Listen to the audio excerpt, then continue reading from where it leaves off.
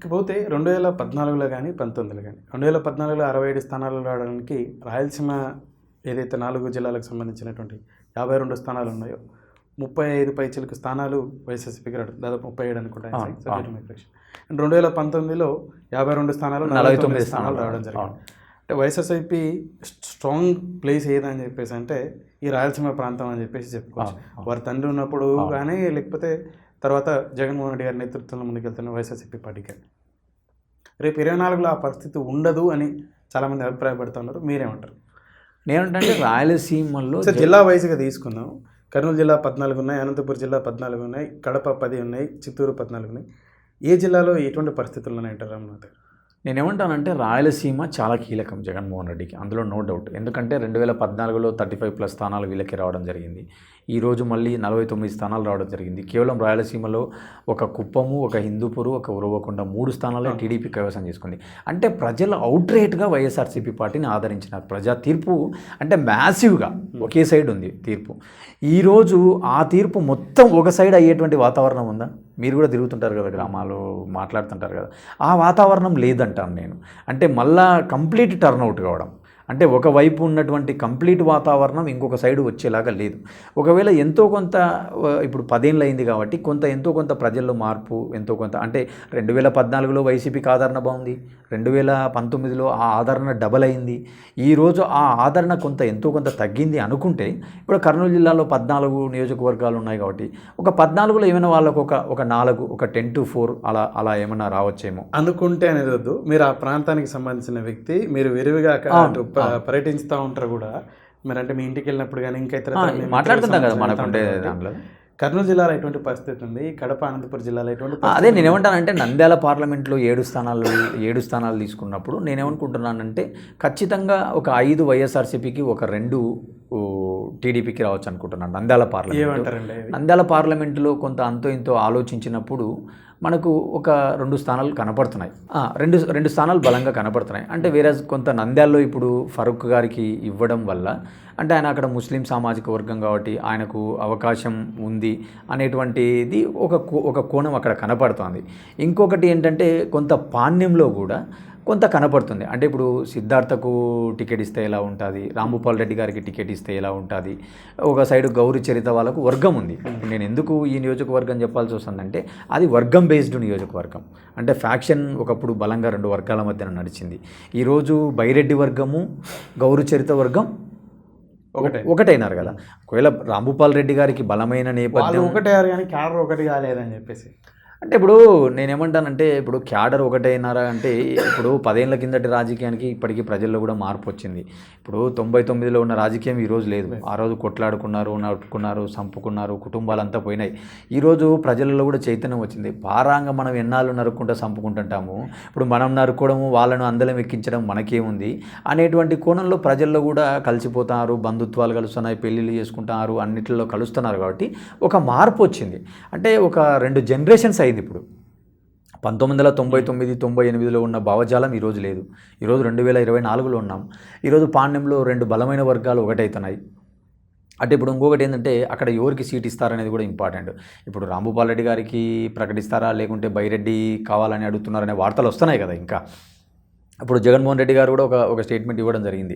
99% ఇవే స్థానాలు ఉంటాయి, ఏదో ఒక 2-3% మారుస్తామన్నారు. ఆ 2-3 స్థానాలలో ఏమైనా వీళ్ళు ఉంటారేమో మనం అజంప్షన్ చేసుకోలేము కదా హైపోథెటికల్గా. నాకైతే నంద్యాల డివిజన్లో ఈ 2 స్థానాలు కొంత కనపడుతున్నాయి. నంద్యాల, పాణ్యం కొంత కనపడుతున్నాయి. అలాగే కొంత నందికొట్కూరుగా కూడా చెప్పొచ్చు ఒకవేళ మనం సబ్జెక్ట్ టు కరెక్షన్. ఎందుకంటే అక్కడ ఈరోజు కొంత గుడ్విల్ ఉన్నటువంటి వ్యక్తి ఆర్థర్ గారు కొంత వైసీపీకి దూరం జరగడం వల్ల, ఒకవేళ ఆయనే టీడీపీ అభ్యర్థి అయితే, అంటే ఇప్పుడు ఆర్థర్ గారే టీడీపీలోకి పోయి టీడీపీ అభ్యర్థి అయితే కూడా అక్కడ కొంత విజయావకాశాలు ఉన్నట్టుగా కొంత సమాచారం. ఎందుకు ఇప్పుడు బైరెడ్డి సిద్ధార్థ రెడ్డి అక్కడ చాలా స్ట్రాంగ్ ఉన్నారు కదా, వాడి క్యాడర్ కొత్త అభ్యర్థికి చేరంటారా? అంటే బైరెడ్డి సిద్ధార్థ రెడ్డి స్ట్రాంగ్ ఉన్నా కూడా ఇతను ఎమ్మెల్యేగా కాంట్రవర్షియల్. ఇంకొక పాయింట్ ఏంటంటే అతను కొంత సౌమ్యుడు, అంటే కొంత డబ్బు పరంగా కానీ ఇంకొక పరంగా కానీ ఆయన కొంత ఆశించడం అలాంటిది ఏమి ఉండదు. ఇంకా కోవిడ్ టైంలో కూడా చాలా బాగా పనిచేశాడు. ఇలాంటిది ఆయన కొంత మంచి ఫీడ్బ్యాక్ ఉంది. నేను విన్న ఫీడ్బ్యాక్ చెప్తున్నాను మీకు. సో ఆ పాయింట్ ఆఫ్ వ్యూలో ఆలోచించినప్పుడు ఇప్పుడు అక్కడ గౌరవ చరిత వర్గం వాళ్ళ సైడ్ చేస్తారు కదా, ఇప్పుడు బైరెడ్డి రాజశేఖర రెడ్డి వర్గం టీడీపీకే చేస్తారు కదా. ఇప్పుడు ఓన్గా ఇతను కూడా ఎంతో కొంత ఇమేజ్ పెంచుకొని ఈ 4 ఏళ్లలో కొంత ఒక వర్గాన్ని ఏర్పాటు చేసుకుంటారు కదా. ఈ వర్గాలన్నీ కనపడినప్పుడు కొంత ఆయనకు అనుకూలతలు ఉన్నాయనేది నా భావన. అదే వీటినన్నింటినీ కొట్టగలుగుతాడు సిద్ధార్థ రెడ్డి అని చెప్పేసి. ఒకవేళ తనకు మైనస్ అవుతే కూతే పర్సన్ పార్టీకి సంబంధించిన వ్యక్తి కాదు, ఎక్కడో ఒక ప్రొఫెషన్లో ఉన్నటువంటి వ్యక్తిని తీసుకొచ్చారు గతంలో. ఇంకోటి ఏంటంటే నరసింహ ఇక్కడ చూడాల్సింది, తను నమ్ముకొని తన అవకాశం ఇచ్చాడని చెప్పేసి వాళ్ళకి ఎవరికి ఇవ్వలేదు. అంటే బైరెడ్డి సిద్ధార్థ రెడ్డి అనండి, ఇంకొక పర్సన్ ఎవరనండి, మొదటిసారి ఉన్నంత ఊపు, మొదటిసారి ఉన్నంత అటెన్షన్ రెండోసారి ఉండదు నరసింహ. రాజకీయాలలో నేను ఎందుకు ఈ మాట అనాల్సి వస్తుందంటే, మన బనగానపల్లి నియోజకవర్గమే తీసుకుంటే 2019లో ప్రజారాజ్యం తరపున వచ్చిన రామిరెడ్డి గారు గెలవడం జరిగింది. మొదటిసారి గెలిచినారని చెప్పేసి ఆయన 2014లో ఏమైనా గెలవడం జరిగిందా? ఓడిపోవడం జరిగింది కదా. అంటే ఇప్పుడు 5 ఏళ్లలోనే మరి ఆయన అంత పెద్ద తప్పులు చేసినాడా? ఒకవేళ నిజంగా ఓడిపోయినాడు అనుకుంటే కాసేపు, అంటే నేనేమంటానంటే మొదటిసారి ఉండే పర్సెప్షన్కు 5 ఏళ్ల తర్వాత ఉండే పర్సెప్షన్కి కొంత తేడా ఉంటుంది. సో సిద్ధార్థ రెడ్డికి ఉండే చరిస్మాటిక్ ఊహలతో ఉంటారు, వాస్తవం దోహదపడుతుంది కదా కొంత. సో ఆ తేడా చూపిస్తుంది అంటాను నేను. సరే, ఇప్పుడు అయితే ఒక 3 స్థానాలు మాత్రమే, 4-3 అవ్వచ్చు అనుకుంటున్నాను నేను. I think so. Baniyanpalli, Arlagadda, అలాగే కోడుమూరు, వీటి పరిస్థితి అంటే ఇప్పుడు నేను నంద్యాల పార్లమెంట్ అయిపోయింది, ఇంకా మనం ఇప్పుడు కర్నూలు పార్లమెంట్ తీసుకుంటే ఆర్లగడ్డ గెలిచే ఛాన్స్ ఉంది. అదే 4 చెప్తున్నాను కదా నేను. ఆర్లగడ్డ కానీ, బనగానపల్లె కానీ, తర్వాత ఇంకా రెస్ట్ ఏమున్నాయి, ఈ మన ఆత్మకూరు కానీ, ఈ స్థానాల్లో ఖచ్చితంగా శ్రీశైలం, ఈ 4 స్థానాలు అంటే కొంత గెలిచే అవకాశాలు. శ్రీశైలం వైసీపీకి ఎడ్జ్ ఉందండి. అంటే నేనేమనుకుంటానంటే కొంత ఆర్థికంగా బలమైన కుటుంబం కావడం, కొంత అటు సైడ్ కొంత ఆర్థికంగా వీక్ ఉన్న వర్గం కావడం, మోర్ ఓవర్ ఏంటంటే అక్కడ కూడా ఏంటంటే కొంత శిల్పామోహన్ రెడ్డి వాళ్ళు నంద్యాలలో, ఆర్లగడ్డలో నంద్యాలలో, శ్రీశైలంలో కొంత వాళ్ళ వర్గాలు, వాళ్ళ బంధుత్వాలు ఉండడం వల్ల కొంతవరకు హెడ్జ్ ఉంది అనుకుంటున్నాను నేను. ఇక కర్నూలు పార్లమెంట్కి వస్తే పరిస్థితులు ఏంటంటే, కర్నూలు పార్లమెంటు పరంగా అయితే మనకు ఈసారి అక్కడ కూడా 4-3 అనేది నా ఆలోచన. ఎందుకంటే ఈ మాట ఎందుకు అనాల్సి వస్తుందంటే, ఇప్పుడు కర్నూలు నేను చెప్పాను 2 సార్లు టీజీ కుటుంబం 5,000తో ఓడిపోవడం వల్ల కొంత కర్నూలులో ఈసారి కొంత తెలుగుదేశానికే అనుకూలత ఉండొచ్చు. ఎందుకంటే సింపతి అని కాదు, కోట్ల కుటుంబం కూడా కొంత 5 ఏళ్ల నుంచి టీడీపీలో పనిచేస్తున్నారు అక్కడ. అంటే ఎన్నికల ముందు వచ్చి పనిచేయడం వేరు, 5 ఏళ్ళు ప్రొలాంగ్గా పనిచేయడం వేరు. సో ఇవన్నీ కొంత వాళ్ళకు అనుకూలించవచ్చు అనేది ఒకటి కర్నూలులో కనపడుతుంది. ఇంకా కోడుమూరులో కూడా ఏంటంటే కొంత విష్ణువర్ధన్ రెడ్డి అక్కడ ఒక బలమైన నేత, అతను కూడా కొంత వైసీపీలో నేను అనుకున్న పర్సన్కు టికెట్ రాలేదు కాబట్టి అతను కొంత టీడీపీ వైపు చూస్తున్నాడు అనేటువంటి వార్తలు వస్తున్నాయి. ఇంకొక నియోజకవర్గం నాకేం కనపడుతుంది అంటే కొంత మంత్రాలయం కొంత వీక్ కనపడుతుంది. సో కర్నూలు పార్లమెంట్లో కూడా ఒక 3 స్థానాలలో టీడీపీకి అవకాశాలు ఉన్నాయి. ఓవరాల్గా తీసుకుంటే కర్నూలు జిల్లాలో ఉమ్మడి 14-8-6 అవ్వచ్చు అనుకుంటున్నాను. 6 స్థానాలలో టీడీపీకి ఉండొచ్చు, వైసీపీకి 8 స్థానాలు. అది ఈసారి క్లీన్ స్వీప్ అయ్యే పరిస్థితులు ఉండవంటారు. ఖచ్చితంగా క్లీన్ స్వీప్ అయితే కనపడడం లేదు హానెస్ట్గా. ఇక అనంతపురం తీసుకుంటే, అనంతపురం ఏంటంటే ఇప్పుడు వాళ్ళకు ఓన్లీ 2 ఉన్నాయి, ఉరవకొండ, హిందూపూర్ ఉన్నాయి. ఈసారి కొంత వాళ్ళకు ఇంకొక 3-4 స్థానాలు ఏమైనా పెరగచ్చేమో. అంటే నేనేమంటా అంటే అనంతపురం జిల్లా ఈ రాజశేఖర రెడ్డి గారు ఉన్నప్పటి నుంచి కూడా 7-6 లేదా 7-7 ఇట్లా ఉండేది వాళ్ళ యొక్క సీట్ షేరింగ్. ఈవెన్ మీరు 2004-2009 లెక్కలు తీసుకున్నా కూడా కేవలం ఒక జగన్మోహన్ రెడ్డి గారి ఆధ్వర్యంలోనే మొత్తం స్థానాలు దాదాపు 12 స్థానాలు స్వీప్ చేయడం జరిగింది తప్ప గతంలో ఎప్పుడు జరగలే. 2014 కంటే ముందుగా మీరు చెప్పినటువంటి సినారియో ఉండింది. 14లో తెలుగుదేశానికి 13 స్థానాలు రావడం జరిగింది. తర్వాత 19లో జగన్మోహన్ రెడ్డికి మొత్తం 12 స్థానాలు రావడం జరిగింది. వాళ్ళకి 14లో 13 వస్తే వీరికి తర్వాత 12 వచ్చినాయి. ఈసారి అట్లా అంటే వన్ సైడ్ ఉండే పరిస్థితి ఉండదంటారా? అనంతపురం జిల్లా ఏంటంటే సహజంగానే అక్కడ కొంత కమ్మ సామాజిక వర్గము. కర్నూలులో ఆ పరిస్థితి ఎప్పుడు లేదు. కర్నూలు ఎప్పుడు లేదు ఆ పరిస్థితి. ఈ ఖచ్చితంగా అనంతపురం జిల్లా తీసుకున్నప్పుడు ఏంటంటే మనం ఒకసారి సీట్ల పరంగా తీసుకున్నప్పుడు ఏంటంటే ఖచ్చితంగా నేనేమనుకుంటున్నానంటే కొంత 50-50 ఉండొచ్చేమో ఈసారి జిల్లా. ఎందుకంటే అక్కడ ఘటనలు చూసినాము. తర్వాత ఇదేమంటారు, నీటిపారుదల విషయంలో కూడా కొంత అక్కడ అనుకున్నంత స్థాయిలో ఇంకా ఈ ప్రభుత్వం అమలు చేయలేకపోయింది కొన్ని విషయాలలో అనే కొన్ని ఆరోపణలు ఉన్నాయి.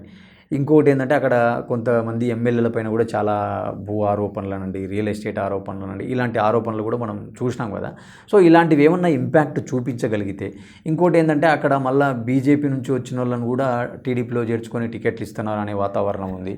ఇంకోటి ఏంటంటే వైసీపీ కూడా అక్కడ ఉన్న ఎంపీ పైన ఆరోపణలు రావడం, అతనికి ఈసారి సీటు ఇవ్వకపోవడం, కొందరి ఎమ్మెల్యేలను స్థానచలనాలు చేయడం, అంటే ఎంపీ రంగయ్య గారిని తీసుకుపోయి కళ్యాణదుర్గమ ఏదో పెనుగొండ ఎక్కడో సీటు మార్చడం, ఉషాశ్రీ గారికి పెనుగొండ, ఈయన కళ్యాణదుర్గం అనుకుంటా.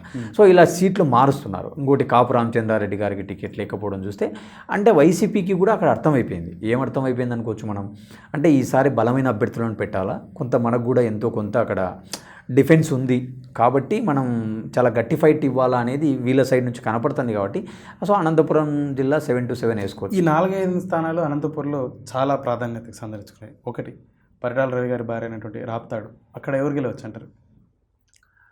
రాప్తాడులో నేనేమనుకుంటున్నాను అంటే ఇంకా తోబుదుర్తి ప్రకాష్ రెడ్డి గారికి హెడ్జ్ ఉందనేది నా సమాచారం.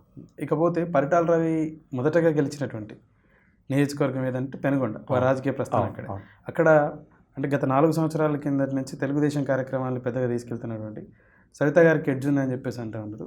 మీ వీలు ఎలా అండి అక్కడ? అంటే నేనేమంటానంటే ఇంకో అప్పుడు వాళ్ళు ధర్మవరం సీట్ అడుగుతున్నారు అని చెప్పి కూడా వచ్చింది. ఇప్పుడు తన పరిటాల సునీత గారు కాదు, పెనుగొండ కాపు రామచంద్రారెడ్డి గారి కుమార్తె సవితమ్మ అని చెప్పేసి కురుబ సామాజిక వర్గానికి సంబంధించినటువంటి మరో వ్యక్తికి టికెట్ ఇవ్వడం జరిగింది.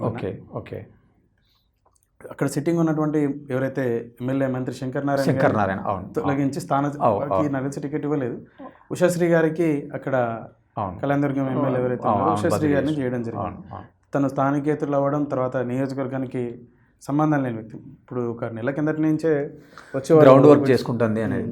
అదే ఏమంటానంటే అదే చెప్పాను కదా నేను ఇందాక, స్థానికేతరుడు అనే ఒక ఫీలింగ్ వచ్చినప్పుడు ఫైట్ ఎంతో కొంత వన్ సైడ్ అవుతుంది ఖచ్చితంగా. అంటే ఇప్పుడు మన ఊరోనికి ఇంపార్టెంట్ ఇద్దాం పారా, బయటోనికి ఏమి ఇవ్వాలా అనే ఒక చర్చ వచ్చిందనుకో ఆ ఎన్నికల సమయంలో, ఖచ్చితంగా ఇంపాక్ట్ ఉంటుంది దాని ఇంపాక్ట్. అందుకే అంటాను నేను అనంతపురం జిల్లాలో ఈ షీట్ షెఫ్లింగ్ కానీ షేర్ షెఫ్లింగ్ కానీ, ఇప్పుడు ఎవ్రీ టైము మన వ్యూహాలు సక్సెస్ అవుతాయి అనుకోవడం కూడా మూర్ఖత్వం. ఇప్పుడు ప్రతోడు యుద్ధంలో పాల్గొనేటోడు ఏమనుకుంటాడు, నేనే గెలుస్తాను అనుకుంటాడు కదా, నేనే గెలుస్తాననే అనుకుంటారు ఎవరైనా.